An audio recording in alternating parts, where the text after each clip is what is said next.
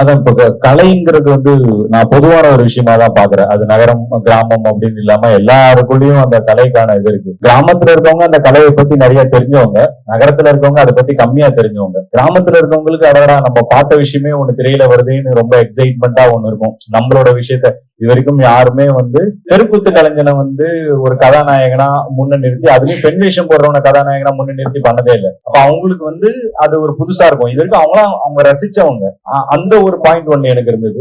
நகர்ப்புறங்கள்ல இருக்கவங்க ஓ இப்படி ஒரு விஷயம் இருக்குதா அப்படிங்கிறது. நம்ம ஒரு ஹாலிவுட் படம் பார்க்கும்போது, வெஸ்டர்ன் கல்ச்சரா ஒரு படம் பார்க்கும்போது ஃபாரின்ல இப்படி எல்லாம் இருக்கான்னு ஒரு எக்ஸைட்மெண்ட் இருக்குல்ல. சேம் லெவல் ஆஃப் எக்ஸைட்மெண்ட் இங்க இருக்கிற ஒரு 200-300 கிலோமீட்டர் தள்ளி இருக்கிறதுலே இவங்களுக்கு இருக்கு. சோ இவங்களுக்கு அது கிட்டத்தட்ட ஒரு ஒரு எஜுகேஷன் பர்பஸா இருக்குல்ல. இப்படிப்பட்ட மாந்தர்கள் நாங்க இங்கெல்லாம் இருக்கிறோம், இந்த மாதிரி இடங்கள்ல இருக்கோம், இந்த மாதிரி வாழ்வியல் எங்களுக்குள்ள இருக்கு அப்படிங்கறத இவங்க கிட்ட எடுத்து சொல்லணும் அப்படிங்கறதுதான். இன்னொன்னு இந்த படமே ரொம்ப பேசிக்கான ஒரு எமோஷன்ல கட்டமைக்கப்பட்ட படம் தான்.